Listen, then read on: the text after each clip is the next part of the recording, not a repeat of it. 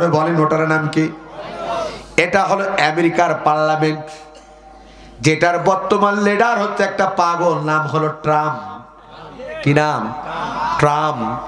এর আগে ছিল আর এক শয়তান, নাম হলো জো বাইডেন। তার আগে ছিল জর্জ ডব্লিউ বুশ। কথা বলেন ঠিক কিনা? Barack Hossain Obama. তার আগে ছিল জর্জ ডব্লিউ বুশ। কতক্ষণ? এই আমেরিকার মানুষের ভাগ্যের পরিবর্তন যে জায়গায় হয় ওটার নাম হলো হোয়াইট হাউস, ওটা হলো আমেরিকার পার্লামেন্ট।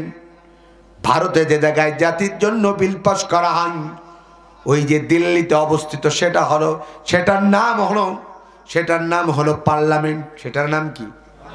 মন্ত্রসভা। সেটার নাম কি? মন্ত্রসভা। যেটার প্রধান হচ্ছে নরেন্দ্র মোদী। কি নাম? মোদী। জোরে বলেন।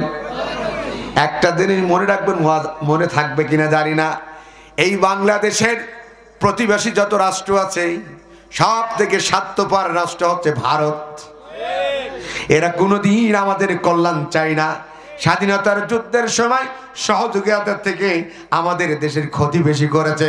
এদেশের শিল্প কারখানার বড় বড় দামি দামি শিল্প অঞ্চলের জিনিসপাতিগুলো তারা চুরি করে নিয়ে গেছে স্বাধীনতার একটু আমাদের সহযোগিতা করার নাম করে। আমি বলতে চাই, যারা বিপদের দিনে মানুষের পাশে থাকার থেকে নিজেদের স্বার্থ হাসিলের বেশি কাজ করে, ওরা জীবনেও প্রতিবেশী আমাদের বন্ধু রাষ্ট্র হতে পারে না। প্রতিবেশী রাষ্ট্র হতে পারে কিন্তু ওরা আমাদের বন্ধু হতে পারে না। কথা বলেন ঠিক কিনা? আমার ভাইরা, আমার বাংলাদেশের মানুষের ভাগ্যের পরিবর্তন যে জায়গায় হয় ওটার নাম হলো পার্লামেন্ট, ওটার নাম সংসদ। কথা বলেন ঠিক কিনা? সেটা হলো ঢাকা রাজধানীতে অবস্থিত। ঠিক আবু জেহেল মক্কার প্রেসিডেন্ট, তারও একটা পার্লামেন্ট ছিল। আবু জেহেলের পার্লামেন্টের নাম ছিল দারুন নদওয়া। কি নাম বললাম? এটা ছিল আবু জেহেলের পার্লামেন্ট। 49 জন ব্যক্তিদেরকে নিয়ে একটা মন্ত্রী ক্যাবিনেট গঠন করেছিলেন আবু জেহেল। সব নেতাদেরকে ডাকলেন পার্লামেন্টে। ডাকার পরে আবু জেহেল ডাক দিয়ে বলছে, ও আমার নেতারা, তোমাদের বাপদাদা ধর্মের চুনকালি লাগায়া আব্দুল্লাহর বেটা মুহাম্মদ একটি নতুন ধর্ম প্রচার করে মক্কার নেতা হতে চাই। আর যদি সে মক্কার নেতা হয়ে যায়, আমি আবু জেহেলের চেয়ার গদি তো থাকবে না, পাশাপাশি তোমাদের মন্ত্রিত্ব নেতৃত্ব থাকবে না। এখন বলেন, ক্ষমতালোভী যারা আছে তারা স্বৈরাচারের সহযোগিতা করবে কি করবে না? কথা বলেন, এর জোরে বলেন। সব নেতারা ডাকতে বললেন, মাননীয় প্রাইম মিনিস্টার, কত দুর্নীতি করলাম, কত চাঁদাবাজি করলাম, কত নারী নিয়ে আনন্দ ফুর্তি করলাম, কোনদিন আপনি আমাদের হিসাব দেন নাই। আজ আপনার ক্ষমতা থাকবে না, আমাদের ক্ষমতা থাকবে না। মুহাম্মদের কালেমার দাওয়াত প্রচার করার কারণে ও লিডার, এই মুহূর্তে কি করণীয় আপনি আমাদেরকে বলুন, আমরা তাই করতে প্রস্তুত। আবু জেহেল ডাক দিয়ে বললেন পার্লামেন্টে, তাহলে তোমরা বুদ্ধি দাও কেমনে করে মুহাম্মদের কালেমার দাওয়াতকে ব্যান করা যায়, নিষিদ্ধ করা যায়, বন্ধ করা যায়। কি চাই? পৃথিবীতে যারা স্বৈরাচার হয় ক্ষমতা থাকলে কিন্তু তারা নিজের মতন করে বিল পাস করে। কথা কান। এই বাংলাদেশে 90% মুসলমান। ইসলামী কোনো দল থাকবে না, ইসলামী কোনো ব্যক্তিত্ব রাজনীতি করতে পারবে না। 2-4 জন নাস্তিক তারা করবে দেশের রাজনীতি।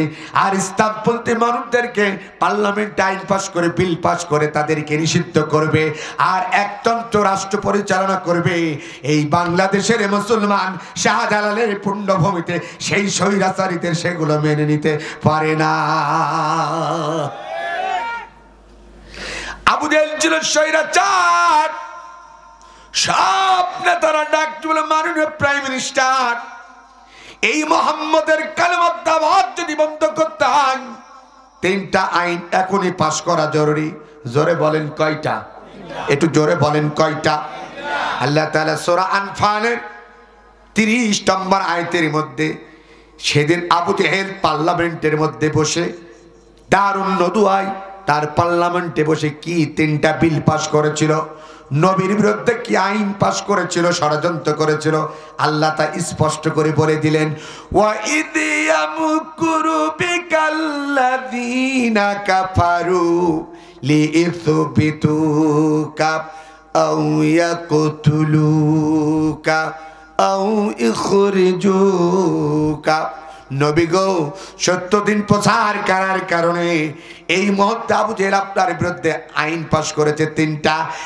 1 নাম্বার, এই কালেমার দাওয়াত বন্ধ করার জন্য ওরা 1 নাম্বার সিদ্ধান্ত নিয়েছে, হয়তোবা তারা আপনাকে গ্রেফতার করে জেলখানার মধ্যে ঢোকায় রাখবে। জোরে বলেন কোথায়? জেলখানায়। 2 নাম্বার, আও ইয়াকতুলুকা, নবী গো, ওরা আপনার বিরুদ্ধে সিদ্ধান্ত নিয়েছে 2 নাম্বার, না হয় আপনাকে দুনিয়ার মধ্যে বাঁচতে দেবে না, তারা আপনাকে হত্যা করবে। জোরে বলেন কি করবে? 3 নাম্বার, আও ইখরিজুকা, খরাদা শব্দের অর্থ বের করে দেওয়া। নবী গো, এই জন্মভূমি মক্কায় আপনার গগনচুম্বী জনপ্রিয়তা, এটা সহ্য না করতে পেরে হয়তোবা আপনার নাগরিকত্ব ক্যান্সেল করে এই মক্কা থেকে চিরতরে বিতাড়িত করে দিতে পারে। ষড়যন্ত্র করছে কয়টা? একটু আওয়াজ দিয়ে বলেন কয়টা? এবার বলেন তো, আমার নবী কি মক্কায় কারোর মেয়েকে ধর্ষণ করেছে? কারোর সম্পদকে লুণ্ঠন করেছে? কারের বাড়িতে কি অগ্নি সংযোগ করেছে? না না না, একমাত্র কোরআনের বাণী প্রচার করতে গিয়ে, কালেমার দাওয়াত প্রচার করার অপরাধে স্বৈরাচার আবু জেহেল পার্লামেন্টে তার লোকজনদেরকে নিয়ে 3টা বিল পাস করছে। জোরে বলেন কয়টা? জোরে বলেন কয়টা? আল্লাহ তাআলা এই আয়াতের শেষে নবীজিকে ডাকতে বলে, বন্ধু টেনশন করিস না, চিন্তা করিস না, বিচলিত হস না। ওয়ায়ামকুরুনা ওয়ায়ামকুরুল্লাহ ওয়াল্লাহু খায়রুল মাকিরিন। বন্ধুগো, ওরা যত ষড়যন্ত্রই করুক না কেন, আপনার বিরুদ্ধে যত বিল পার্লামেন্টে পাস করুক না কেন, আমি আল্লাহ তাআলা ওদের সব ষড়যন্ত্র জাল দুনিয়ার মধ্যে নস্যাৎ করে দেব। সুবহানাল্লাহ বলেন। আল্লাহ যদি কারোর হয়ে যায়, আর দুনিয়ার কোন শক্তির প্রয়োজন আছে? জোরে বলেন। এবার আমার দিকে তাকান, বিল পাস হয়ে গেল 3টা। স্বৈরাচার দ্বারা হয় অধিকাংশ যখন মতামত দেয়, হাত তুলে তাদের কাছ থেকে স্বীকৃতি নেয়। এই রায়ের পক্ষে কারা কারা? মেজরিটি পার্সেন্ট আবু জেহেলের সব তার প্যানেলের লোক, যেহেতু তারা দিনের ভোট করে নাই, রাতের ভোট করে। কথা কান ঠিক কিনা? আবু জেহেল যত ষড়যন্ত্র করেছে নবীর বিরুদ্ধে, অধিকাংশ সব রাতের ষড়যন্ত্র। আজও বাংলাদেশে নাই, পৃথিবীর যত ষড়যন্ত্র স্বৈরাচাররা করে সব তারা রাতের বেলায় করে। কথা বলে ঠিক কিনা? এদিকে তাকান, বিল পাস হয়ে গেল 3টা। জোরে বলেন কয়টা? কারা কারার পক্ষে হাত তুললেন? আবু জেহেলের পার্লামেন্টে স্পিকার সাহেব ডাক দিয়ে বললেন, হা জয়যুক্ত হয়েছে, হা জয়যুক্ত হয়েছে, হা জয়যুক্ত হয়েছে। বিল পাস হয়ে গেল। নবীর বিরুদ্ধে কয়টা? লম্বা ইতিহাস সংক্ষিপ্ত করে দিলাম, কোনো কথা নাই। প্রথম বছর নিরপরাধ নবীকে তারা একটা জায়গায় নজরবন্দি করলেন। কি বন্দি?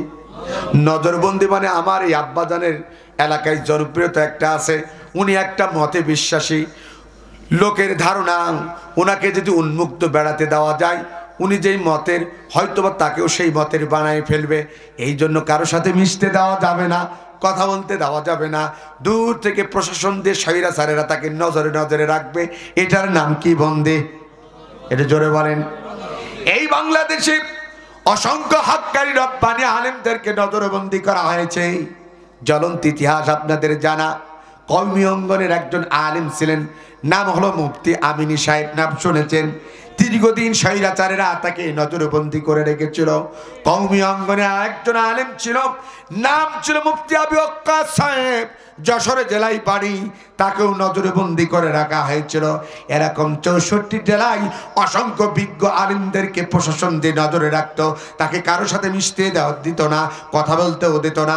ওদের ধারণা, এ যদি কারোর সাথে মেশে, যেহেতু তার মুআমেলাত মুআশারাত সুন্দর, কথোপকথন ভালো, ভালো একটা ইসলাম ধর্ম গ্রহণ করে, দিন প্রচারের কাজে হয়তোবা তাদেরকেও লাগাতে পারে, এই ভয়তে কারোর সাথে কথা বলতে দেবে না, মিশতে দেবে না। এটার নাম কি? বন্দী। এদিকে তাকান, আল্লাহর নবীকে ধরে একটা নির্দিষ্ট জায়গায় নজরবন্দি করে ফেললেন। এবার আবু জেহেল চিন্তা করলেন, মুহাম্মদ তো শুধু মক্কার নবী নয়, আমার নবীকে শুধু মক্কার নবী ছিলেন? জোরে বলেন। তিনি ছিলেন সাইয়্যিদুল মুরসালিন ও রাহমাতাল লিল আলামিন, সারা জাহানের নবী ছিলেন। বলেন না কেন সুবহানাল্লাহ। আবু জেহেল চিন্তা করল, মুহাম্মদ শুধু মক্কার নবী নয়, মুহাম্মদ শুধু মক্কার নবী নয়, সে তো গোটা পৃথিবীর নবী। তিনি চিন্তা করলেন, যেহেতু মুহাম্মদকে নজরবন্দি করেছি, এবার ক্ষমতা যেহেতু আমার হাতে, ওকে আমি আন্তর্জাতিকভাবে পাগল বানাবো। কি বানাবো? দেখবেন এই ইনাকে যদি এখন গ্রেফতার করা হয় বা কোনো একটা জায়গায় বন্দি করে রাখা হয়, ওনার প্রশংসা করলেও ওনার কোনো যায় আসে না, ওনার বিরুদ্ধে বদনাম করলেও গায়ে আসে না। তার কারণ তারা এর গ্রেফতার হয় বা নজরবন্দি করা হয়, তারা কিন্তু মাজলুম অবস্থায় থাকে। কথা বলেন ঠিক কিনা? কি অবস্থায় থাকে? জোরে বলেন। মাজলুম অবস্থায় থাকে। আল্লাহর নবী আখির জামানার পয়গম্বরকে নজরবন্দি করে আবু জেহেল একটি খেলা খেলতে চাইলো। কি খেলতে চাইলো? পৃথিবীতে বহু স্বৈরাচার, তাদের নেতারা খেলা খেলতে চায়, আছে না নাই? খেলা হবে, আছে না নাই? ও ভাই, খেলা যদি খেলতে চাও, রেফারি হতে হবে নিরপেক্ষ। আজ এই বাংলাদেশে 17টি বছর কোন রেফারি নিরপেক্ষ ছিল না, যার কারণে তোমরা খেলা খেলতে চাইছো। এক পক্ষ কোনোদিন খেলা হয় না।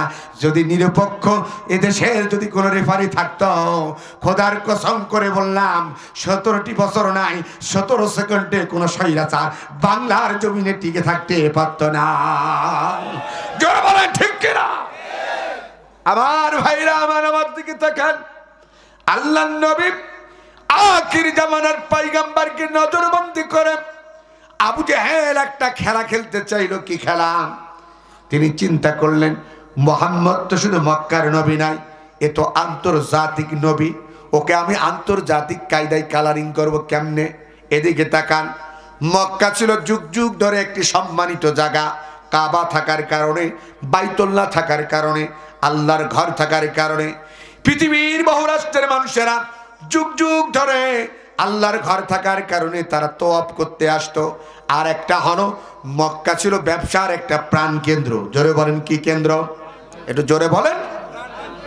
আবু জেহেল চিন্তা করল, পৃথিবীর যত মানুষ মক্কায় হজ করতে আসবেন, পৃথিবীর যত মানুষ মক্কায় ব্যবসা করতে আসবে, এই মক্কার প্রবেশদ্বার ছিল 12টা। জোরে বলেন কয়টা? 12টা রাস্তা ছাড়া যেমন মক্কায় প্রবেশ করা যেত না। তৎকালীন যুগে চিন্তা করলেন, আমি এই 12টা রাস্তা আর মনে মনে কিছু যুবক ফিট করে দেব, আর তাদের একটা স্লোগান শিখাই দেব, মিথ্যে মুহাম্মদ। মুহাম্মদ মানে পাগল। মুহাম্মদ মানে কি? গোটা পৃথিবীর মানুষ জানবে মুহাম্মদ মানে, মুহাম্মদ নামে কোনো নবী নাই, মুহাম্মদ নামে একটা পাগলের আবির্ভাব ঘটেছে এই মক্কায়। নাউজুবিল্লাহ বলে। স্বৈরাচারদের চরিত্র ফুলের মতন, হ্যাঁ, আছে না নাই? এরকম স্বৈরাচার আছে না নাই? আহ, কোরআনের পাখি আল্লামা দেলাওয়ার হোসেন সাঈদীর মতন মানুষ 50টি বছর যিনি কোরআনের খেদমত করেছে, হাজার হাজার বেধর্মী মুসলমান হয়েছে, হাজার হাজার মানুষ আল্লামা দেলাওয়ার হোসেন সাঈদীর বক্তব্য শুনে মাথায় টুপি পরেছে, মুখে দাড়ি রেখেছে। কিন্তু আমরা এমনও স্বৈরাচার দেখেছি, সেই 50টি বছর কোরআনের খেদমতওয়ালা মানুষকেও জাতির কাছে কলঙ্কিত করার জন্য তারা দ্বিধাবোধ করে না। কথা বলেন। আল্লাহর নবী আখির জামানার পয়গম্বর, তাকে আন্তর্জাতিক পাগল বানানোর জন্য আবু জেহেল একটা পরিকল্পনা আঁকলেন। মক্কার যুবকদেরকে দিয়ে 12টা রাস্তার মোড়ে দাঁড় করিয়ে দিয়ে পৃথিবীর যত মানুষ আসবে হজ আর ব্যবসা করার জন্য, তাদের কাছে একটা মেসেজ দেব, বিনতে মুহাম্মদ। মুহাম্মদ বলবেন না? আমার নবী কি পাগল ছিল? জোরে বলেন। যারা আমার নবীকে পাগল বলেছে, আল্লাহ কোরআন আয়াত নাজিল করে বলেছেন, উতুল্লিম বাদা যালিকা জানিব। যারা নবীকে পাগল বলে, ওরা তাদের পিতামাতার বৈধ সন্তান নয়, ওরা হলো জারদ সন্তান। কথা বলেন ঠিক কি না? যারা বলে ঠিক না ঠিক। আল্লাহর নবী আখির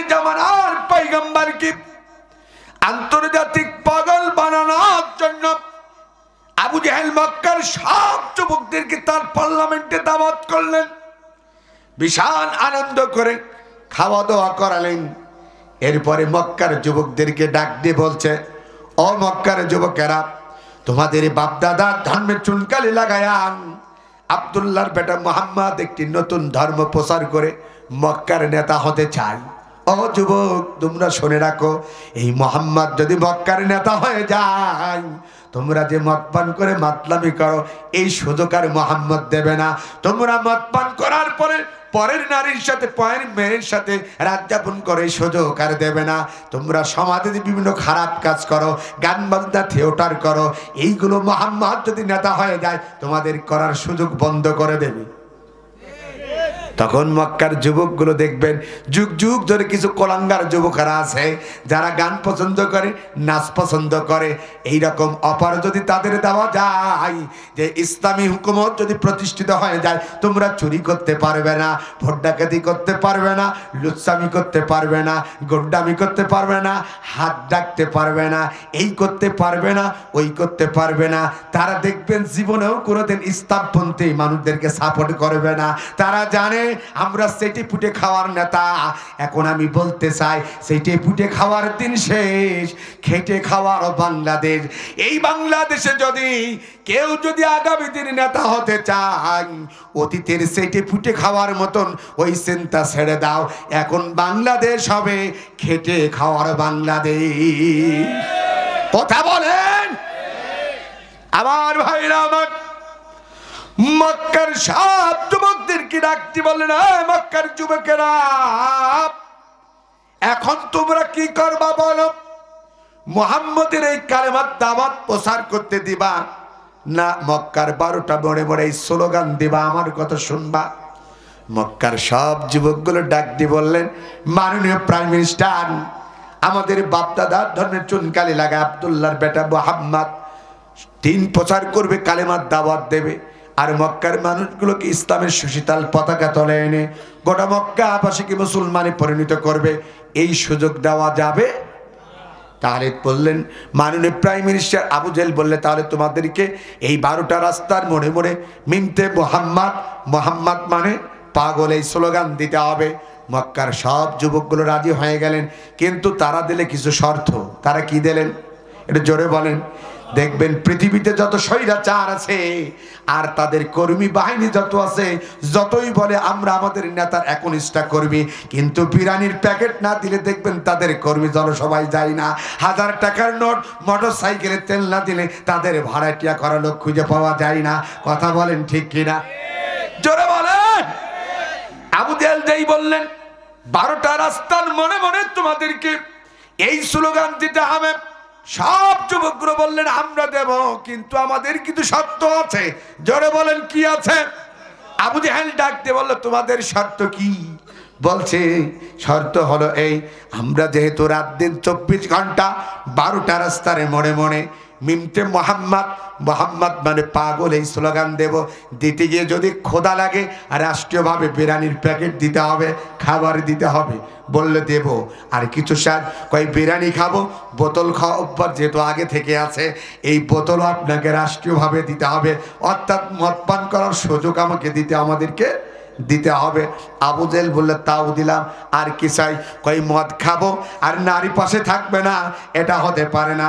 রাত দিন 24 ঘন্টা মক্কার যেই যুবকগুলো মনে মনে এই স্লোগান দেবে, ওরা যদি কোনো গার্লফ্রেন্ড বয়ফ্রেন্ড নিয়ে যায় সেখানে কোনো বাধা দেওয়া, জোরে বলে। এরপর আবু জেহেল বলল আর কি চান? কয়টা তাং মদ দেবেন, খাবার দেবেন, নারী থাকবে, আনন্দ ফুর্তি করার সময় কেউ যেন ডিস্টার্ব না করে। এর জন্য আপনার তো অসংখ্য প্রশাসন আছে, যেহেতু আপনার সবাই আপনার কথা শোনে। একটা সময় দেখেছি স্বৈরাচারেরা যা বলতো তাই করতো, কলেজার টুকরা সোনার মানুষগুলোকে গুলি করে হত্যা করতেও তারা দ্বিধা করতো না। কথা বলেন ঠিক কিনা? হাফেজে কোরআন ইসলামী আন্দোলন করে মসজিদের ইমাম, ওই যে হেফাজতে ইসলাম শাপলা চত্বরে ডেকে নিয়ে যে হাজার হাজার ছোট্ট ছোট্ট কোমলবতী মানুষগুলোর ছোট্ট ছোট্ট হাফেজে কোরআনের বুকের মধ্যে বুলেট ছাড়তে তাদেরকে এতটুকু হাত কাঁপে নেয়। কথা বলেন ঠিক না বে ঠিক? আবু জেহেল ডাক দিয়ে বলল কি চাস? কয় আমরা গার্লফ্রেন্ড বয়ফ্রেন্ড নিয়ে যাব, আপনার তো সংখ্য প্রশাসন আছে, কেউ যেন ডিস্টার্ব না করে। এই 12টা মোড়ে মোড়ে যেন তারা আমাদেরকে অতন্ত্র প্রহরী নাই পাহারা দেয়। কি দেয়? বলে আমরা স্লোগান দেব, আকাম কুকাম করবো, মদ খাবো, ফুর্তি করবো, পাশাপাশি আপনার লোকগুলো পাহারা দেবে প্রশাসনেরা। যদি দিতে রাজি হন তবেই মোহাম্মদকে আন্তর্জাতিক পাগল বানানোর স্লোগান চলবে, নাইলে জোরে বলেন। এরকম স্বৈরাচার পৃথিবীতে আছে না নাই? এই বাংলাদেশে আমরা দেখেছি গণজাগরণ মঞ্চ তৈরি করা কাদের আমরা জানি, কতক্ষণ ঠিক কিনা? ওখানে একটাও বৈধ মায়ের বৈধ সন্তান নাই, যাদের চেহারার দিকে তাকালে কোথাও প্রসাব করবে না, কতক্ষণ ঠিক কিনা? এই জোরে বলেন ঠিক কিনা? জোরে বলেন ঠিক না বেটি? আমরা দেখেছি গণজাগরণ মঞ্চ তৈরি করে এদেশে নাস্তিকদেরকে গালি দেওয়া হয় নাই, এদেশের দুর্নীতিবাদদেরকে স্লোগান দেওয়া হয় নাই। আমরা দেখেছি গণজাগরণ মঞ্চ তৈরি করে রাতকে রাত দিনকে দিন প্রশাসন দিয়ে পাহাড়ে দিয়ে খাবার প্রোটেকশন, খাবার সাপ্লাই দিয়ে তাদেরকে প্রোটেকশন দিয়ে রাষ্ট্রীয়ভাবে জাতির শ্রেষ্ঠ সন্তানদেরকে গালি দেওয়ার জন্য রাত দিন 24 ঘন্টা লাগানো হয়েছিল। দন্তস্বয় সাইদি তুই রাজাকার, মিমতে মতিউর রহমান নিজামী তুই রাজাকার, কতি কাদের মোল্লা তুই রাজাকার, তুই রাজাকার। যারা এই স্লোগানগুলো দিত আমি মনে করি তারা একটাও তাদের বৈধ মায়ের সন্তান নয়, সব হলো উতল্লিম বাদাদা আলিকা জানি যার সন্তান। কথা বলেন। তার কারণ কোন বৈধ মায়ের সন্তান কোনদিন আলেমদেরকে রাজাকার বলতে পারে না, ধর্ষণকারী বলতে পারে না, তাদেরকে আলবদর বলতে পারে না, আলশাম বলতে পারে না। এগুলো স্বৈরাচারের একটা চাল, কতক্ষণ ঠিক কিনা? এটা হলো স্বৈরাচারের পরিকল্পনা, কতক্ষণ ঠিক না? জোরে বলেন ঠিক না বেটি? আবু জেহেল ছিল স্বৈরাচার, এর কাছ থেকে এই পদ্ধতিগুলো পৃথিবীর স্বৈরাচারেরা শিখেছে, কতক্ষণ ঠিক না বেটি? মক্কার যুবকদের সব দাবি মেনে নিলেন। এবার বললেন মাননীয় প্রাইম মিনিস্টার, আমরা এখন স্লোগান দেওয়ার জন্য চলে গেলাম। 12টা রাস্তার মোড়ে মোড়ে যুবক আর যুবতী নাচানাচি করে। পৃথিবীর যত মানুষ খানায় কাবা তওয়াফের জন্য আসে, হজ করার জন্য আসে, মক্কায় ব্যবসার জন্য আসে, তারা জোরে জোরে স্লোগান দেয় মিমতে মোহাম্মদ। বলেন না কেন? মিমতে মোহাম্মদ। মোহাম্মদ মানে পাগল। আসলে কি নবী পাগল ছিল? হঠাৎ করে মদিনার একটা যুবক কাফেলা, আবার দিকে তাকান, তারা মক্কায় দীর্ঘদিন ধরে ব্যবসা করে, যেই না মক্কায় প্রবেশ করবে এই যুবক আর যুবতীদের নাচানাচি দেখে তারা অবাক হয়ে যায়, আশ্চর্য হয়ে যায়। আহারে, এতদিন ধরে মক্কায় ব্যবসা করলাম, জীবনে কোনোদিন কোনো পাগলের নাম শুনলাম না। আরে কেমন পাগল, এই কেমন পাগল, যেই পাগলকে ঠেকানোর জন্য এদেশের রাষ্ট্রপ্রধান আবু জেহেল কোটি কোটি মিলিয়ন অর্থ ব্যয় করে মক্কার 12টা পয়েন্টে যুবক আর যুবতী লেলিয়ে দিয়েছে। আজ আমরা মদিনার মানুষ মক্কায় বহু ব্যবসা করেছে, আজ ব্যবসা হোক আর না হোক এই মক্কা থেকে মুহাম্মদ নামক পাগল না দেখে কেউ ঘরে ফিরে যাব না। আল্লাহু আকবার বলেন। কষ্ট হয়। এবার মদিনার যুবকগুলো মক্কায় যেই না প্রবেশ করলেন, যার সাথে দেখা হয় হাত ধরে বলে, ও মক্কার যুবকেরা, কোথায় সেই মোহাম্মদ নামক পাগল? তোমাদের রাষ্ট্রপ্রধান নজরবন্দি করেছে, আমরা দেখতে চাই। দেখবেন পৃথিবীতে যদি কোনো স্বৈরাচার ক্ষমতায় থাকে, তার অধীনস্থ অনেক মানুষ অনেক সময় সত্য কথা বলতে, জোরে বলেন কি, ভয় পায়। আছে না নাই? আল্লামা সাইদিকে যারা ধর্ষণকারী বানিয়েছিল, প্রধান সাক্ষী হিসাবে বানিয়েছিল শুকরঞ্জন বালি, মনে আছে আপনার? যেই না স্বৈরাচারের পতন হলো এবং আল্লামা সাইদিকে যারা শাহাদাত বরণ করলো, কোনো ভয় করে নাই, সত্য কথা বলার জন্য শুকরঞ্জন বালি পিরোজপুরে গিয়ে বললেন, আমার মাকে আল্লামা সাইদি ধর্ষণ করে নাই। আল্লাহু আকবার। আমার ভাইরা আমার, কেউ ভয়তে কথা বলে না। হঠাৎ করে মক্কার একটা যুবক ডাকতে বলে, ও মদিনার যুবকেরা, মুহাম্মদ নামক পাগলটাকে দেখতে চাও, যাকে আমাদের রাষ্ট্রপ্রধান নজরবন্দি করেছে? বলে হ্যাঁ, ওই দেখা যায়, ওখানেই গেলে তাকে পেয়ে যাবা। আল্লাহু আকবার। মদিনার যুবকগুলো আর এক সেকেন্ড দেরি করলেন না, পাগল দেখার জন্য সোজা রওনা হলেন। হঠাৎ করে যেতে যেতে মদিনার যুবক কাফেলার মধ্যে থেকে যুবকগুলো বলা বলি করে, হারে ওই মোহাম্মদ নামক ছেলেটা যদি পাগল হয় তার মাথার চুলগুলো থাকবে উস্কো খুস্কো, হাতের চাড়াগুলো হবে লম্বা লম্বা, দাঁতগুলো থাকবে অপরিষ্কার, চেহারাতে একটা দুর্গন্ধ বাইরে হবে। তার কারণ এইগুলো তো পাগলের খাসলাত। কথা বলেন ঠিক কিনা? মদিনার যুব কাফেলা মনে মনে কল্পনা করে আর সামনের দিকে এগিয়ে যায়। হঠাৎ করে যুব কাফেলার মধ্যে থেকে একটা যুবক চিৎকার করে উঠে বলে, আহারে, এ কেমন পাগলের রাস্তা, এ কেমন পাগলের পথ, যে রাস্তার সামনে যতই যাই পাগল দেখার জন্য, ততই যেন একটা মেশকে আম্বেরের মতন ঘেরান পাইতে থাকি। সুবহানাল্লাহ বলবেন না? হাঁটি হাঁটি পা পা করে এক পর্যায়ে আল্লাহর নবীর কাছাকাছি পৌঁছায় যায়। নবীজি এদেরকে দেখার পরে ডাকতে বলে, কে হে প্রতীক, তোমাদের তো দেখে মনে হয় না মক্কার মানুষ, কোথায় তোমাদের বাড়ি, কেন তোমরা এখানে এসেছো? মদিনার যুবকগুলো ডাকতে বলে, আমরা মক্কার মানুষ, তাই আমরা মদিনার মানুষ, আপনি কে বলুন? আল্লাহর নবী ডাকতে বলে, ও মদিনার যুবকেরা, আমি হলাম মুহাম্মদ সাল্লাল্লাহু আলাইহি ওয়াসাল্লাম। মদিনার যুবকগুলো ডাক দিয়ে বলে, তাহলে আপনি কি সেই পাগল মুহাম্মদ যাকে ঠেকানোর জন্য দেশের রাষ্ট্রপ্রধান আবু জেহেল কোটি কোটি মিলিয়নটি অর্থ ব্যয় করে মক্কার 12টা মনে মনে যুবক আর যুবতীদেরকে লেলিয়ে দিয়েছে? আপনি কি সেই পাগল মুহাম্মদ? নবীজির চোখ দিয়ে দরদর করে পানি পড়ে আর ডাক দিয়ে বলে, ও মদিনার যুবকেরা, হ্যাঁ আমি সেই পাগল মুহাম্মদ। মদিনার যুবকগুলো ডাক দিয়ে বলে, ইয়া মুহাম্মদ, আপনি যদি পাগল হবেন আপনার মাথার চুলগুলো হবে উস্কো খুস্কো, আপনি যদি পাগল হবেন আপনার হাতের চাড়াগুলো হবে লম্বা লম্বা, আপনি যদি পাগল হবেন আপনার দাঁতগুলো থাকবে অপরিষ্কার, আপনি যদি পাগল হবেন আপনার চেহারা দিয়ে একটা দুর্গন্ধ বাইরে হবে। কিন্তু আমরা মদিনার মানুষ, এই মুহূর্তে আপনাকে সাক্ষী দিচ্ছে, আপনাকে নিয়ে আমরা জীবনে আপনার মতন এত সুন্দর নূরিওয়ালা মানুষ কোনোদিন আমরা চোখে দেখি নাই।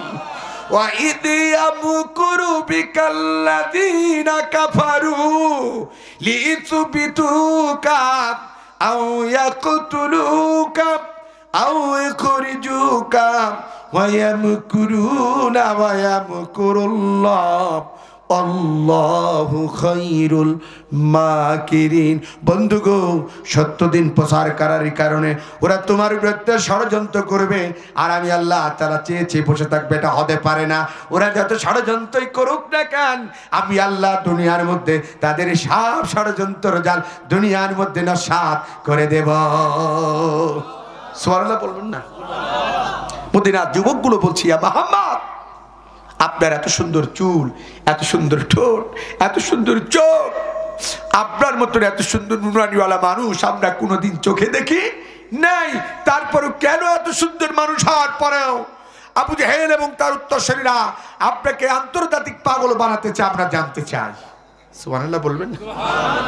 নবীজি চোখের কোণায় পানি চলচল করে, আল্লাহর নবী চোখের কোণায় পানি।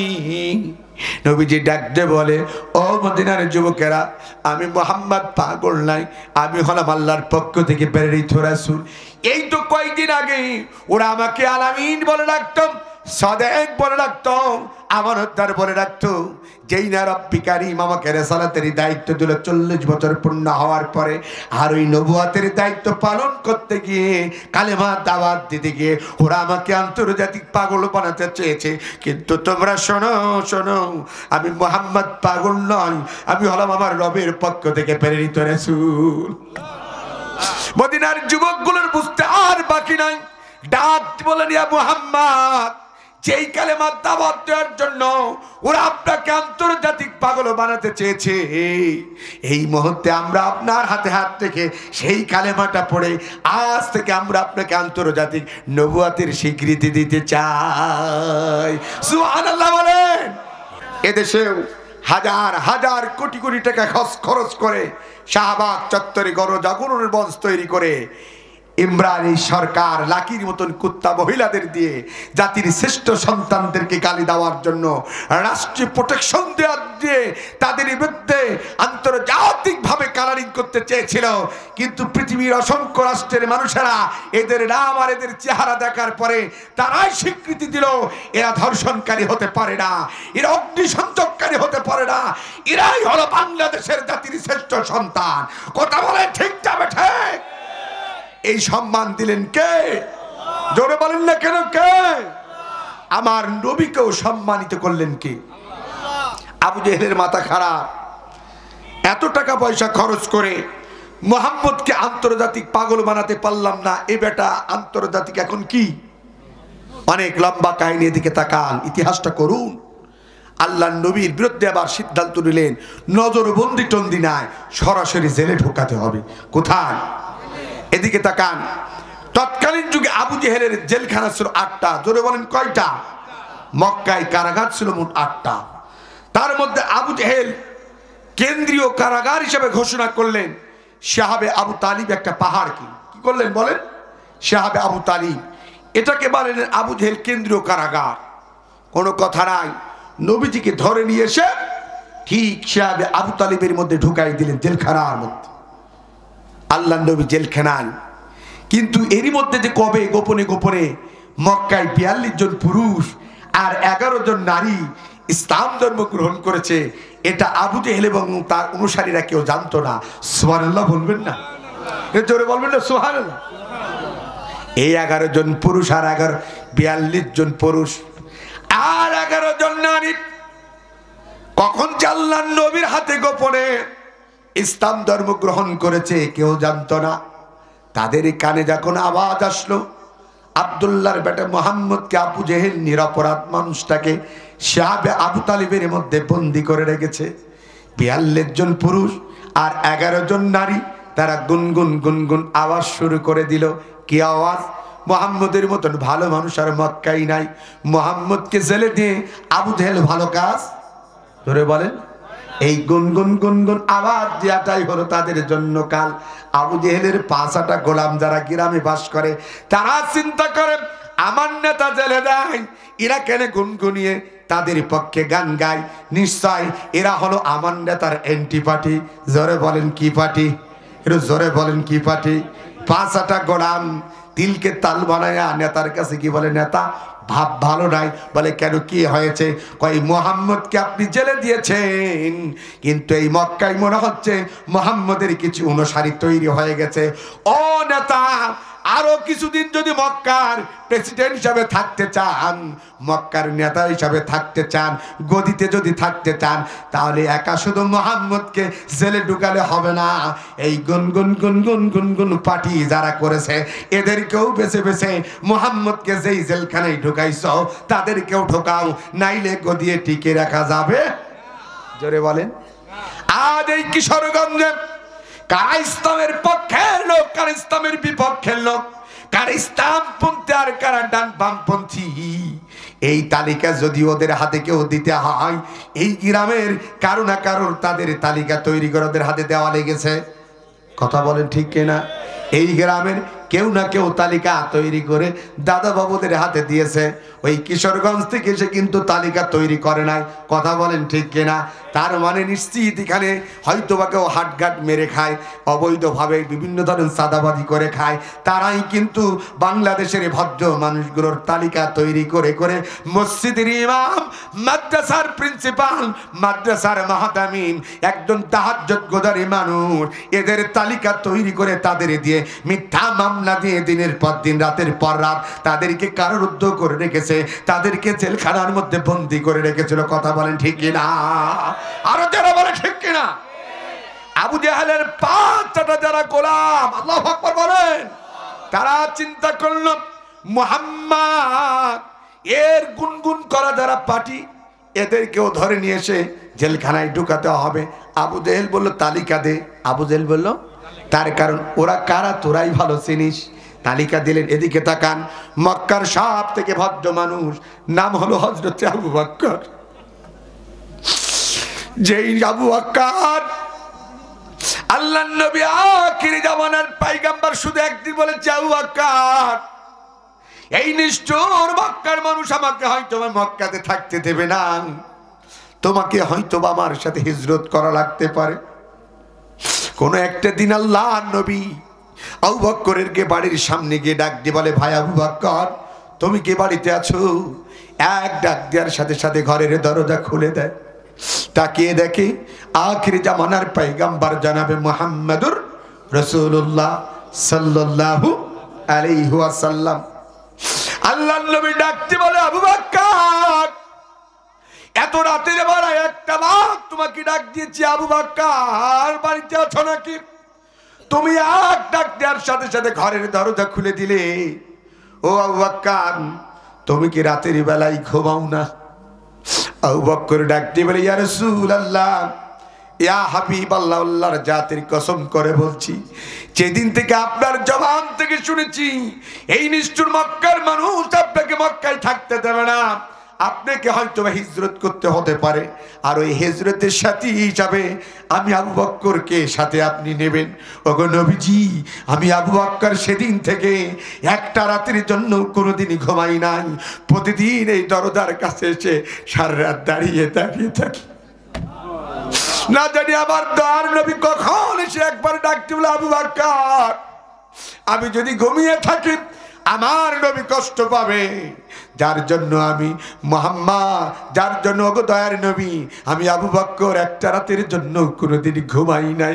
প্রতি রাত আপনার জন্য আমি দরজার কাছে টাক লাগায় আসার রাত জেগে জেগে থাকি। সেই মক্কার মধ্যে ইনি ছিলেন সব থেকে ভদ্র মানুষ। ইনার নামটা দিলেন প্রথম কাতারে। এরপরে হযরতে বেলাল, খাব্বাব বা সুমাইয়ার মতন মানুষ, ৪২ জন পুরুষ আর ১১ জন নারী, মোট ৫২ জনের তালিকায় আবু জাহেলের হাতে দিলেন। এখন বলেন, খারাপ নেতাদের হাতে যদি ভালো নেতাদের তালিকা যায়, ওরা কি চুমা খায়? জোরে বলেন। সুযোগ পেলে হয় নাল পানি খাওয়ায়, আর নাই জেলের ভাত খাওয়ায়। কথা কান ঠিক না বে ঠিক? জোরে বলেন। আমার ভাইরা আমার, লম্বা ইতিহাস সংক্ষিপ্ত করে দিলাম। আল্লাহর নবী আখির জামানার পয়গম্বর যেই শিয়াব আবু তালিবের মধ্যে বন্দী রয়েছে, ওখানে নিয়ে গিয়ে ৪২ জন পুরুষ আর ১১ জন নারী, তাদেরকেও ঢোকাই দিলেন। আল্লাহু আকবার। কষ্ট হচ্ছে আপনাদের? কতজন? ৪২ জন পুরুষ আর কতজন বলেন না কেন? ১১ জন নারী। মোট এরা কতজন হলো? ৫২। আর নবী সহ কয়জন? এটা জোরে বলেন না কেন? ঘুমিয়ে গেলেন। ৫৩ জন নিরপরাধ মানুষ জেলখানার মধ্যে বন্দী। ১ নয় ২ নয় ৩টি বছর পার হয়ে যায়।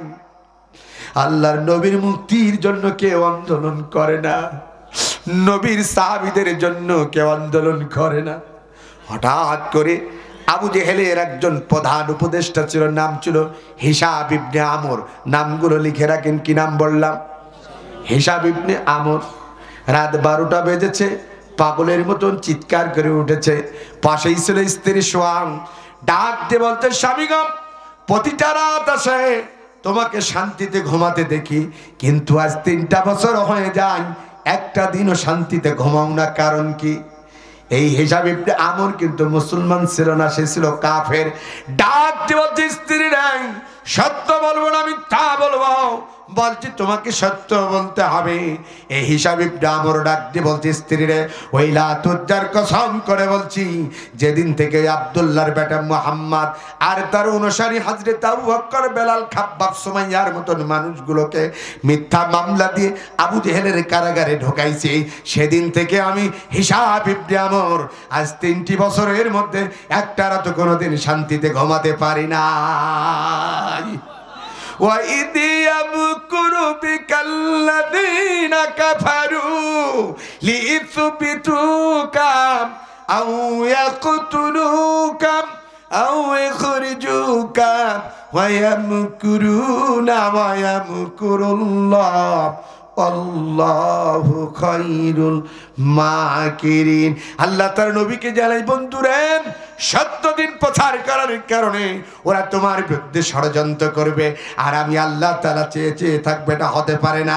ওরা যত ষড়যন্ত্রই করুক না কেন, আমি আল্লাহ ওদের সব ষড়যন্ত্র জাল দুনিয়ার মধ্যে নস্যাৎ করে দেব। বলেন তো, এই প্রধান উপদেষ্টার ঘুম কেড়ে নিয়েছেন কে? এই বাংলাদেশে যারা দেখবেন আলেমদের মিথ্যা মামলা দিয়েছে, যারা আলেমদেরকে গালি দিয়েছে, মিথ্যা কথা বলে তাদেরকে ধরিয়ে দিয়েছে, কোরআন শরীফ এরপরে রবিজির বাণীগুলো জিহাদি বই হিসাবে তত্ত্ব নিয়ে দেখেন ওই এলাকার নেতা একটাও শান্তিতে রাতে ঘুমাই নাই। হয় তাকে কোনো দুশ্চরিত্রহীন লম্পট কিছু ছেলে পাহারা দিয়ে তারে ঘুম পাড়াইছে, আর নাই রাতের বেলায় কোনো ট্যাবলেট খেয়ে তাদেরকে ঘুমানো লেগেছে। একটাও কিন্তু শান্তিতে কোনোদিনই ঘুমাতে পারে না। কথা বলে ঠিক কিনা? তার মানে ভালো মানুষগুলোকে কষ্ট দিয়ে কেউ শান্তিতে থাকতে।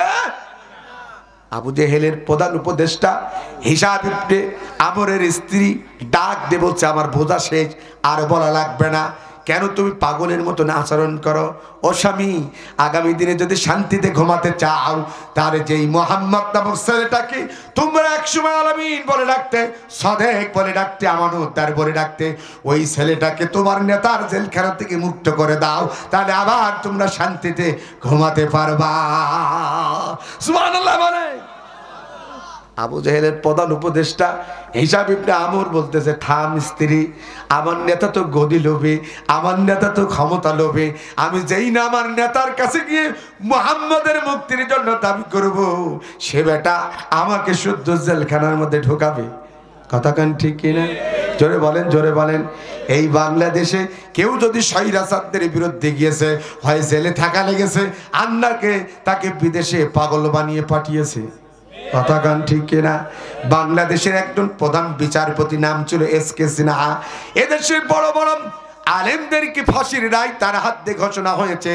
শুধু ষোড়শ সংশোধনে একটা আইন তাদের বিরুদ্ধে পাশ করতে চেয়েছিল, তাদের বিপক্ষে বলতে চেয়েছিল।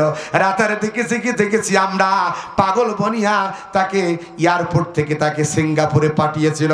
কথা বলেন ঠিক কিনা? আরো ঠিক কিনা? অতএব স্বৈরাচারদের বিরুদ্ধে কেউ গেলে হয় তাকে পাগল হতে হয়, আর নাই তাকে জেলখানায় পাঠায়, আর নাই তাকে বিদেশে পাচার করে দেয়, এখানে থাকতে তাকে দেয় না। কথা বলে ঠিক কিনা? আবু জেহেল এদিকে দেখান, প্রধান উপদেষ্টা হিশাম ইবনে আমর এরপর স্ত্রীকে ডাকতে বলছে, স্ত্রী, আমি পাগল হতে চাই না। দেখবেন রাতে যাদের ঘুম হয় না, এক পর্যায়ে তারা মেন্টাল হয়ে যায়, পাগল হয়ে যায়। কথা বলেন ঠিক কিনা? আমার দিকে তাকান। এরপরে প্রধান উপদেষ্টা হিশাম ইবনে আমর চিন্তা করলেন, আমি পাগল হতে চাই না, আমি বাঁচতে চাই। মনে মনে চিন্তা করলেন, আমি আবু জেহেলের কারাগার থেকে মুহাম্মদকে মুক্তি করতে চাই। বলেন না কেন সুবহানাল্লাহ? এই জন্য আমার 4 জন নেতা হাত করা দরকার। জোরে বলেন কয়জন? আবু জেহেলের বিশ্বস্ত 4 জন নেতা হাত করতেই পারলেই আমি মুহাম্মদকে মুক্ত করা আমার জন্য কি হবে। মনে মনে সিদ্ধান্ত নিলেন কাকে হাত করা যায়। যেহেতু আবু জেহেল ছিল স্বৈরাচার, রাষ্ট্রের মধ্যে একজন মস্তান পুষতেন। জোরে বলেন কি পুষতেন? কিশোরগঞ্জ জেলার ভাইরা দেখবেন, এই পৃথিবীর মধ্যে যত স্বৈরাচার রাজা আছে, যত স্বৈরাচার প্রেসিডেন্ট আছে, তারা দেখবেন রাষ্ট্রের মধ্যে কিছু তারা মস্তান পোষে। কি পোষে?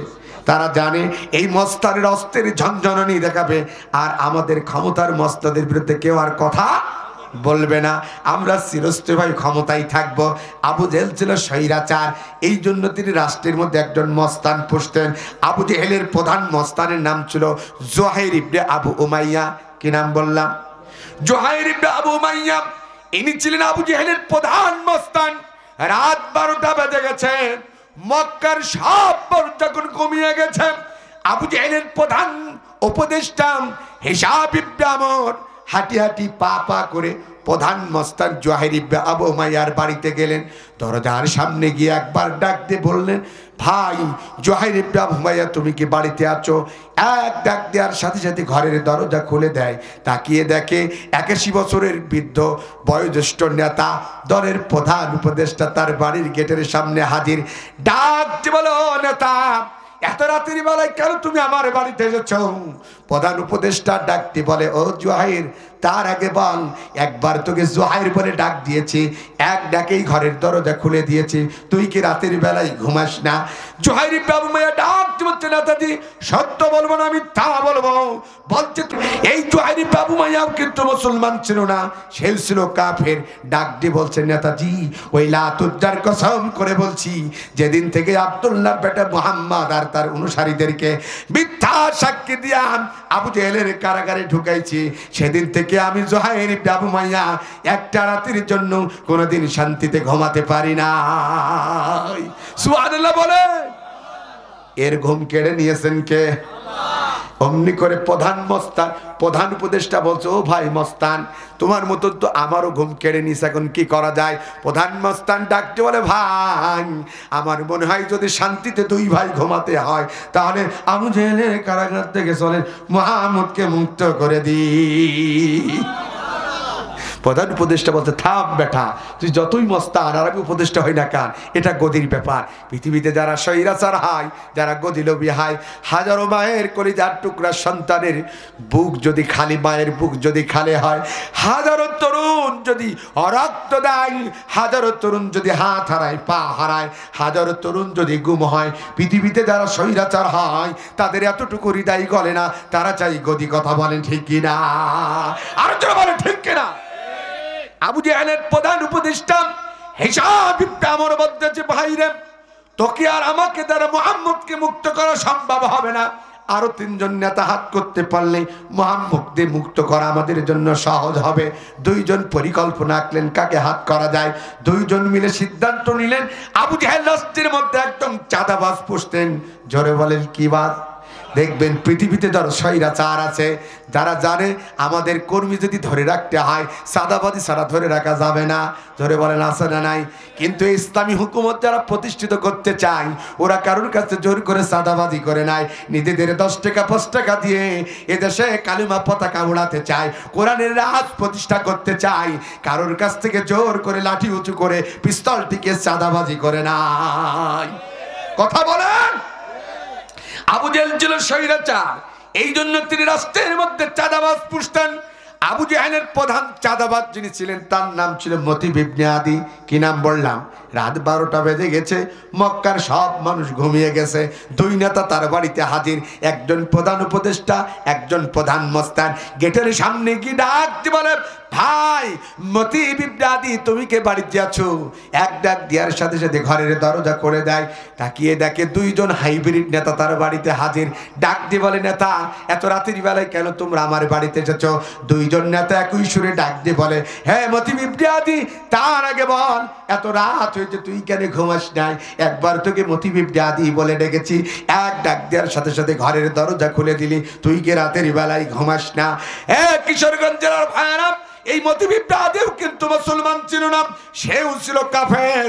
ডাক দিয়ে বলছে, নেতা সত্য বলবো না মিথ্যা বলবো? বলছে তোমাকে সত্য বলতে হবে। ওই মতিব ইবনে আদি ডাক দিয়ে বলছে, নেতাজি ওই লাতুজ্জার কসম করে বলছি, যেদিন থেকে আব্দুল্লাহর বেটা মুহাম্মদ আর তার অনুসারীদেরকে মিথ্যা সাক্ষী দিয়া ওই আবু জেহেলের কারাগারে ঢুকাইছি, সেদিন থেকে আমি মতিব ইবনে আদি আজ 3টি বছরের মধ্যে একটা রাতও শান্তিতে ঘুমাতে পারি না। সুবহানাল্লাহ বলবেন না? এই কেরামতি কার?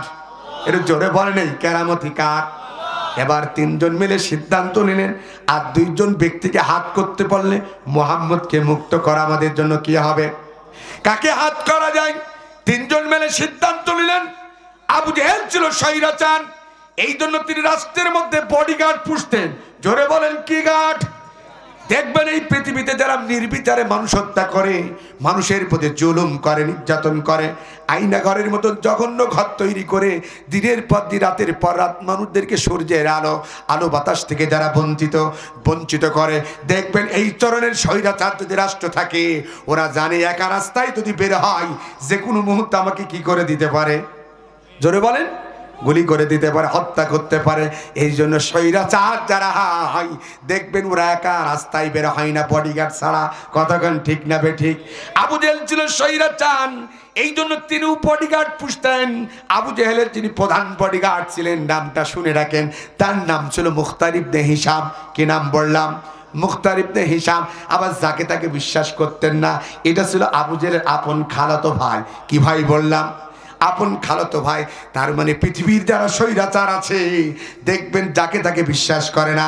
আমার দেশের পুলিশদের প্রতি অনেকের বিশ্বাস ছিল না, আমার দেশের র্যাবের প্রতি বিশ্বাস ছিল না, আমার দেশের বিজেপি, আমার দেশের আনসার, আমার দেশের অনেক গোয়েন্দা বিভাগের প্রতি বিশ্বাস ছিল না।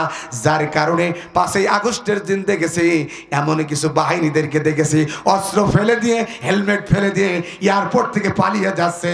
তারা ছিল ভারতের স্পেশাল বাহিনী। কথা বলেন ঠিক না? আর যারা বলে ঠিক না? আমার ভাইয়েরা আমার, ঠিক আবু জেহেল ছিল এরকম স্বৈরাচার, তার নিজস্ব বডিগার্ড ছিল আপন খালাতো ভাই। রাত 12টা বেজে গেছে, 3 জন নেতা সিদ্ধান্ত নিয়ে এটাকে হাত করতে হবে। এটাকে হাত করলেন। এখন হলো কয়জন? একটু আওয়াজ দিয়ে বলেন কয়জন? সংক্ষিপ্ত করে দিলাম। এই 4 জন মিলে সিদ্ধান্ত নিলেন মোহাম্মদকে যদি মুক্ত করতে হয় আর একজনকে হাত করতে পারলে আমাদের জন্য কি হবে? সহজ হবে। কাকে হাত করা যায়? সিদ্ধান্ত নিলেন। আবু জেহেল লাস্টের মধ্যে একজন বুদ্ধিজীবী বসতেন। কি জীবী? তার কাজ হলো আবু জেহেলের কাছ থেকে এইটা খাওয়া। কি খাওয়া? আহা, আজ আমরা বাংলাদেশেও দেখেছি কত বুদ্ধিজীবী যারা রাত 12টার সময় টকশোতে বলে যতই খুন হোক আর গুম হোক না কেন, দ্রব্য জিনিসের দাম যতই বেড়ে যাক, ওদের কোনো কথা শোনে না, শুধুই বলে আমুক নেতা ভালো লোক, বারবার আমাদের মাঝে আবার আসুক। আছে না নাই কথা গান? ঠিক আবু জেহেল ছিল স্বৈরাচার, রাষ্ট্রের মধ্যে টাকা দিয়ে বুদ্ধিজীবী পুষতেন। তার কাজ হলো আবু জেহেল আকাম কুকাম যাই করুক না কেন, দেশের মধ্যে দ্রব্য জিনিসের দাম বাড়াই দিক না কেন, ওর কাজ হলো জনগণকে ভূগোল বোঝানো। আবু জেহেল ভালো লোক, জয়ের মালা তারই হোক। জোরে বলেন, আবু জেহেল ভালো লোক, জয়ের মালা কিসের বিনিময়ে? এটা জোরে বলেন, কিসের বিনিময়ে? আজ এই বাংলাদেশে আমরা দেখেছি যখন কলিজার টুকরা সন্তানগুলো গুম হয়, বিএনপির ইলিয়াস ভাই যখন গুম হয় তখন তাদের পক্ষে কথা বলে না।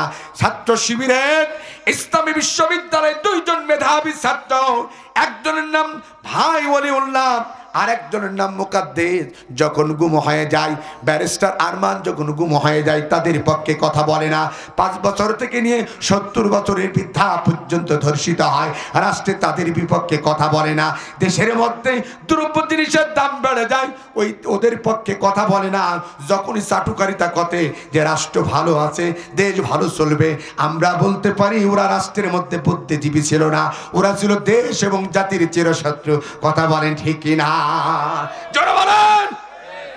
ঠিক আবু জেহেল এরকম বুদ্ধিজীবী বুঝতেন টাকা দিয়ে। নাম কি? আমার দিকে তাকান। নাম ছিল জাইমা ইবনে আসওয়াত ইবনে মুত্তালিব। কি নাম বললাম? জাইমা ইবনে আসওয়াত ইবনে মুত্তালিব। ইনি ছিলেন আবু জেহেলের প্রধান বুদ্ধিজীবী। এটাকে হাত করলেন। কয়জন হলো? এখন 5 জন মিলে আবু জেহেলের বাড়িতে চলে গেলেন। গিয়ে বললেন নেতা, আপনার সাথে আমাদের বোঝাপড়া আছে। বলছে কি কথা বলো? বলে এই কথা বলার আগে কি মদ খাবা? কই না। কোনো নারীর সাথে কি আলিঙ্গন করবা? বলেন না। তার মানে খারাপ নেতারা কিন্তু কোনো নেতা তার বাড়িতে গেলে হয় মদ পান করায়, নাই নারী তার ঘাড়ে তুলে দেয়। কথা কোন ঠিক কিনা? আমার ভাইরা আবার 5 জন বললেন না না না, আপনার সাথে স্পেশাল একটা কথা আছে, তারপরে যত আনন্দ আছে ফুর্তি আছে করবো। আবু জেহেল বললো বলো। বলে নেতা, একথা শুনতে হলে স্পেশাল একটা রুমের দরকার। নিয়ে যাওয়া হলো স্পেশাল রুমের মধ্যে। দাঁড়িয়ে গেলেন প্রধান বুদ্ধিজীবী। আমার দিকে তাকান। শাহাদাত আঙ্গুলটা এইভাবে উঁচু করে আবু জেহেলের দিকে তাক করে বলে নেতা, আমি জানতে চাই, তাড়াতাড়ি বল, তুই মোহাম্মদকে কোন কোন অপরাধে জেলে দিয়েছিস? সুবহানাল্লাহ বলবেন। মোহাম্মদ কি নারী ধর্ষণ করেছে? আবু জেহেল বলে না। মোহাম্মদ কি কারো বাড়িতে অগ্নিসংযোগ করেছে? আবু জেহেল বলে না। মোহাম্মদ কি কারো সম্পদ লুণ্ঠন করেছে? আবু জেহেল বলে না। হাত উঁচু করে বলে তাহলে বল তুই কেন তাকে জেলে দিয়েছি? আবু জেহেল ক ক করে হাসি আর ডাক দিয়ে বলে, ও জাইমা, তুমি কি পাগল হয়ে গেছো? মোহাম্মদের কোনো অপরাধ নাই, অপরাধ একটাই, ও যে কালেমার দাওয়াত দিচ্ছিল। এই কালেমার দাওয়াত যদি মক্কাতে অবাধে প্রচার করতে দিতাম, 3 দশকের ব্যবধানে গোটা মক্কার মানুষগুলোকে কালেমাওয়ালাই পরিণত করত, গোটা মক্কার মানুষগুলোকে মুসলমানে পরিণত করত। আর গোটা মক্কার মানুষ যদি কালেমাওয়ালা হয়ে যেত, মুসলমান হয়ে যেত, আমি আবু জেহেলের গদি থাকতো না, আমি আবু জেহেলের নেতৃত্ব কেউ মেনে নিত না। তাই আমার গদিকে স্থায়িত্ব করার জন্য, আমার গদিকে টিকিয়ে রাখার জন্য মুহাম্মদকে জেলে দিয়েছি, অন্য কোনো কারণে নাই। সাথে সাথে প্রধান বুদ্ধিজীবী জাইদ ইবনে আসওয়াত ইবনে মুত্তালিব ডাকতে বলছে, নেতা, এই গদি টিকানোর কারণেই যদি মক্কার সব থেকে ভদ্র মানুষটাকে তুই জেলে দিয়ে থাকিস, এই মুহূর্তে আমি তোর দল থেকে পদত্যাগ করলাম। সুবহানাল্লাহ বলে। ওয়া ইদিয়াম কুরুবিকাল্লাযীনা কাফারু লিইসবিতুকা আও ইয়াকতুলুকা আও ইখরিজুকা ওয়ায়ামকুরুনা ওয়ায়ামকুরুল্লাহ ওয়াল্লাহু খায়রুল মাকিরিন। আল্লাহু আকবার বলে। উইকেট পড়ে গেল কয়টা? জোরে বলেন না কেন কয়টা? এবার প্রধান বডিগার্ড আপন খালাতো ভাই, সংক্ষিপ্ত করে দিলাম, আঙ্গুল উঁচু করে বলছে, ভাই আমিও জানতে চাই তুই মুহাম্মদকে কোন কোন অপরাধে জেলে দিয়েছিস, তাড়াতাড়ি বল। আবু জেহেল বললে, তুইও কি পাগল হয়ে গেছিস? তাই যদি হয় আমি জানতে চাই, তাড়াতাড়ি বল কি কারণে মুহাম্মদকে জেলে দিই। ওই একটাই কারণ গদি, এটাই যদি হয় আমিও তোর দল থেকে পদত্যাগ করলাম। সুবহানাল্লাহ বলবেন না? আবার দাঁড়িয়ে গেলেন প্রধান চাঁদাবাজ মতিব ইবনে আদি, ডাক দিয়ে বলছেন, নেতা আমিও জানতে চাই তুই মুহাম্মদকে কেন জেলে দিয়েছিস। ওই একই কথা গদি, বলে এটাই যদি হয় আমিও তোর দল থেকে কি করলাম। এবার কোনো কথা নাই, প্রধান মস্তান জুহাইর ইবনে আবু মাইয়া লাঙ্গা তরবারি বের করে, কোনো কথা নাই। আবু জেহেলের সোজা গদ্দানের কাছে গিয়ে ধরে বলে, নড়াচড়া করেছি তো তোর কাল্লা উড়াই দেব, তাড়াতাড়ি বল তুই মুহাম্মদকে কোন কোন অপরাধে জেলে দিয়েছিস। যদি না বলতে পারিস এই তরবারি দিয়ে তোর কাল্লা এখনই কেটে আমি দ্বিখণ্ডিত করে দেব। সুবহানাল্লাহ বলবেন না? আর একটু জোরে বলা যাবে না সুবহানাল্লাহ? আবু জেহেল ভীতসস্ত হয়ে গেলেন, ভয় পেয়ে গেলেন। দেখবেন খারাপ মানুষ যখন বিপদে পড়ে বাঁচার চেষ্টা করে কি করে না? জোরে বলেন, করে কি করে না? পাশেই ছিল দলের প্রধান উপদেষ্টা, নাম ছিল হিসাব ইবনে আমর, 81 বছরের বৃদ্ধ। হাতটা চিপে ধরে বলে, ভাই তুমি না আমার দলের প্রধান, কতদিন তোমাকে দলের প্রধান বানিয়ে রেখেছে, একটু জোহাইরকে তরবারিটা নামাতে বলো না, আমার বড্ড ভয় হয়, না জানি কখন কাল্লা কেটে দেয়। সাথে সাথে প্রধান উপদেষ্টা হিসাব ইবনে আমর ডাক দিয়ে বলছেন, নেতা আমি জোহাইরকে তরবারি নামাতে বলতে পারি, তার আগে বল আমিও জানতে চাই তুই মুহাম্মদকে কোন কোন অপরাধে জেলে দিয়েছিস। আবু জেহেল বুঝতে পেরেছেন এরা পাঁচজন একই সুতে গাথা, বাঁচার কোনো উপায়। সাথে সাথে বারবার কাগজে বিনতি করে। প্রধান উপদেষ্টা তখন বলে, তোরে বাঁচাতে পারি, শর্ত হলো একটা। জোরে বলেন কয়টা? বলে কি শর্ত? কই মুহাম্মদকে যে শিয়াবে আবু তালিবের মধ্যে বন্দী করেছিস, ওই জেলের চাবিটা যদি এই মুহূর্তে প্রধান মস্তান জুহাইরের হাতে তুলে দিতে পারি, আজকের মতো হয়তো তুই প্রাণে বেঁচে। কোনো কথা নাই। আবু জেহেল সোজা দৌড় দিলেন ঘরের মধ্যে, জেলের চাবিটা আনলেন, প্রধান মস্তান জুহাইর আবু মাইয়ার হাতে দিলেন। আমার দিকে তাকান, জুহাইর আবু মাইয়া এবার লাঙ্গা তরবারিটা ফেলে দিয়ে, কোনো কথা নাই, পাঁচজন কাফের সোজা চলে গেলেন শিয়াবে আবু তালিবের গেটের সামনে। জেলের তালাটা খুলে আলেম যদি এখানে থাকে কেউ শুনে দেখবেন, বুখারী শরীফের হাদিস, বুখারী শরীফের ইবারত আরবি এইভাবে এসেছে, পাঁচজন কাফের এইভাবে হাতটা উঁচু করে ডাকছে, আইনা মুহাম্মদ, মুহাম্মদ তুমি কোথায়? জেলের তালাটা খুলি, পাঁচজন কাফের উঁচু আওয়াজ ডাকে, আইনা মুহাম্মদ, মুহাম্মদ তুমি কোথায়? ও কিশোরগঞ্জের জেলার ভাইয়েরা, দুনিয়ার জেলখানায় যদি কেউ আমরা গিয়েছি বা আপনারা গেছেন, লক্ষ্য করে দেখবেন দুইবার হলেও কিছু না কিছু খাবার দেয়, টাকা থাকলে কিছু না কিছু খাবার কিনে খাওয়া যায়। কথা বলেন ঠিক কিনা? আমার নবী আর তার সাথীদেরকে এমন জেলখানার মধ্যে আবু জেহেল বন্দী করেছে, 3টি বছরের মধ্যে একটা দিনের জন্য নবী আর তার সাথীদেরকে খেতে দেয় নাই। কত সাহাবী শিয়াবে আবু তালিবের মধ্যে জেলখানার মধ্যে চিৎকার করে কেঁদে কেঁদে বলেছিল, ইয়া মুহাম্মদ আপনি কি আল্লাহর নবী নাই? আপনি কি আমাদের জন্য আল্লাহর কাছে কোনো খাদ্য চাইতে পারেন না? আমরা যে আর ক্ষুধার যন্ত্রণা সইতে পারি না।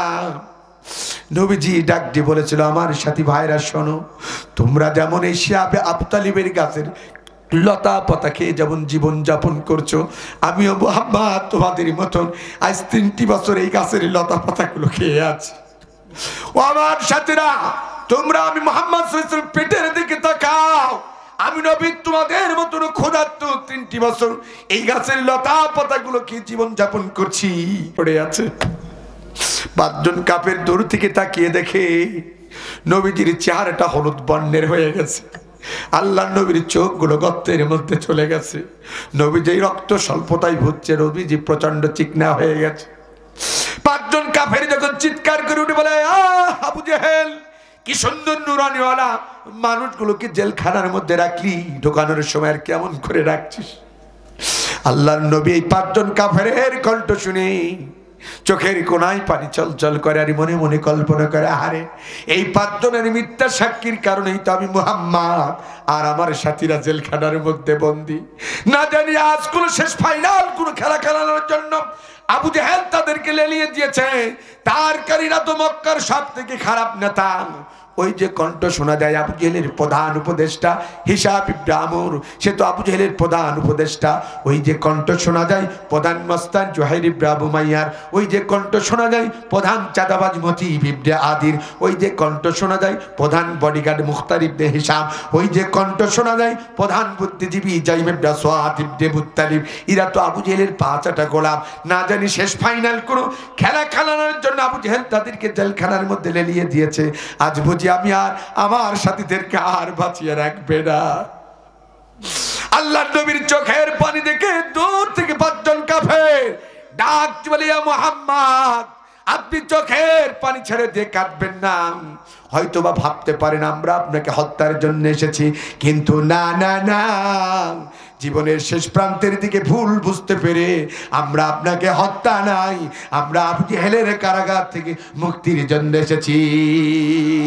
ওয়া ইদ ইয়ামকুরু বিকাল্লাযীনা কাফারু লিইথবিতুকা আও ইয়াকতুলুকা আও ইখরিজুকা আয়ামকুরুনা ওয়া ইয়ামকুরুল্লাহ আল্লাহু খায়রুল মাকিরিন। বন্ধুগো, সত্যদিন প্রচার করার কারণে ওরা তোমার বিরুদ্ধে ষড়যন্ত্র করেছে। হয় তোমাকে গ্রেফতার করবে, না হয় তোমাকে হত্যা করবে, না হয় তোমাকে দেশ থেকে বিতাড়িত করে দেবে। বন্ধু, তুমি চিন্তিত হয় না, বিচলিত হয় না। ইন্না দীনা ইনদাল্লাহিল ইসলাম। এই পৃথিবীতে যত ধর্ম আছে সব মানুষের বানানো ধর্ম, কিন্তু একটি মাত্র ধর্ম হলো আমার রবের পক্ষে থেকে মনোনীত। তার নাম কি? আর একটু জোরে বলেন কি? আল্লাহ তার নবীকে ডাকতে বলে, বন্ধুরে, সেই ধর্মের ধারক এবং বাহক হিসাবে আমি আল্লাহ তোমাকে দুনিয়ার মধ্যে প্রেরণ করেছি। আর তোমার বিরুদ্ধে ওরা ষড়যন্ত্র করবে, আর আমি আল্লাহ তারা চেয়েছে বসে থাকবে, এটা হতে পারে না। ওরা যত ষড়যন্ত্র করুক না কেন, ওদের সব ষড়যন্ত্র জাল আমি আল্লাহ নস্যাৎ করে দেব। লম্বা কাহিনী সংক্ষিপ্ত করে দিলাম। নবীজি এই পাঁচজন কাফেরের কথা শুনে বুকের মধ্যে জড়িয়ে ধরতে গেলেন, কিন্তু পারলেন না, তিনি পড়ে গেলেন। এরা চিন্তা করে এরা তো ক্ষুধার্ত, অসুস্থ হয়ে আছে। 10 দিন পর্যন্ত তাদের জন্য খেজুর, এরপরে উঠের দুধ, কিশমিশ, খুরমা এগুলো ম্যানেজ করে তাদেরকে খাওয়ালেন। 10 দিন খাওয়ানোর পরে এরপরে কাফেরের আল্লাহর নবী এবং তার সাথীদেরকে আবু জেহেলের কারাগার থেকে মুক্ত করে এদিকে তাকা, ঠিক কাবা শরীফের যেটা মেন গেট, মেন দরজা, সেই দরজার সামনে নিয়ে এসে রসুলকে দাঁড় করাই দিলেন। সুবহানাল্লাহ বলবেন না? এটা জোরে বলেন না কোনো সুবহানাল্লাহ? যেই না আল্লাহর নবীকে কাবা শরীফের গেটের সামনে দাঁড় করিয়ে দিলেন, সাথে সাথে আল্লাহ তাআলা জিবরাইলের মারিফতে একটা সূরা নাজিল করলেন। সুবহানাল্লাহ বলবেন না? ওই সূরাটার নাম ছিল সূরায়ে ফিল। কি নাম বললাম? লিখবেন। কি নাম বললাম? সূরায়ে ফিল। আল্লাহ আসমান থেকে নাজিল করে বললেন, আলাম তারা কাইফা ফাআলা রাব্বুকা বিআসহাবিল ফিল আলাম ইয়াজাল কাইদাহুম ফি তাদলিল ওয়া আরসালা আলাইহিম তায়রান আবাবিল তারমিহিম বিহিজারাতিম মিন সিজ্জিল ফাজআলাহুম কাসফিম মাকুল। আল্লাহু আকবার। আল্লাহ রাব্বুল আলামিন এই সূরা নাজিল করে বিশ্ব নবীকে জানিয়ে দিলেন, ও মুহাম্মদ, ইতিহাসের পাতার দিকে চোখ বোলাও। এই পৃথিবীতে তোমাকে ভূমিষ্ঠ হওয়ার আগে এই দুনিয়ার মধ্যে একটা স্বৈরাচার রাজা ছিল, নাম ছিল আব্রাহা। কি নাম বললাম? ফালিয়াবুদু রাব্বা হাদাল বাইত। আমাদেরকে তাকান, ফালিয়াবুদু রাব্বা হাদাল বাইত। বন্ধুগো, এই স্বৈরাচার রাজার নাম ছিল আব্রাহা বাদশা। আমি আল্লাহ ছিলাম কাবার মালিক, কিন্তু তার ক্ষমতার গাম্ভীর্যতা দেখিয়ে অহংকার অহমিকা করে তোমার ভূমিষ্ঠ হওয়ার আগে এই স্বৈরাচার রাজা হস্তি বাহিনী নিয়ে আমার কাবাকে ধ্বংস করতে চেয়েছিল। কিন্তু বন্ধু, ইতিহাসের পাতার দিকে চোখ বোলাও, সেদিন আমি আল্লাহ তাআলা এই স্বৈরাচারকে ধ্বংস করার জন্য কোনো মেশিন গান ব্যবহার করি নাই, কোনো আগ্নেয়াস্ত্র ব্যবহার করি নাই। আমি আসমান থেকে আবাবিল পাখি একটা করে সরিষার দানার মতন কঙ্কর আসমান থেকে নিক্ষেপ করতে বলেছি, এক একটা অ্যাটম বোমের মতন কাজ করে স্বৈরাচার রাজা আব্রাহা আর তার হস্তি বাহিনীকে মাটির সাথে মিশিয়ে দিয়েছি। বলেন না কেন সুবহানাল্লাহ। আজ এই বাংলাদেশে যারা বলেছিল 40 বছর 50 বছর ক্ষমতার মস্তদে থাকবে, আমরা মনে করেছিলাম আর মনে হয় কোনোদিন ইসলামপন্থী মানুষ হয়তো বা মাথা তুলে দাঁড়াতে পারবে না। এদেশের ডানপন্থী মানুষেরা আর কোনোদিন হয়তো বা বুক ফুলিয়ে কথা বলতে পারবে না। আল্লাহ বলে, শুনে রাখ, আমি আল্লাহ দুনিয়াতে যত স্বৈরাচারকে পতন ঘটিয়েছি, কোনো দামি কোনো এরকম গুরুত্বপূর্ণ বিষয় নিয়ে না, সিম্পল বিষয় দিয়ে তাদেরকে ধ্বংস করেছি। ইতিহাসের পাতার দিকে চোখ বোলা, আমি নমরুদকে ধ্বংস করেছি ন্যাংরা মশা দিয়ে। ইতিহাসের পাতার দিকে চোখ বোলাম, আমি ফিরআউনকে চুবিয়ে মেরেছি পানির মধ্যে। ইতিহাসের মধ্যে তার চোখ বোলা, আমি আল্লাহ তাআলা যত স্বৈরাচারকে পতন ঘটিয়েছি একেবারে সিম্পল। জোরে বলেন কি দিয়ে?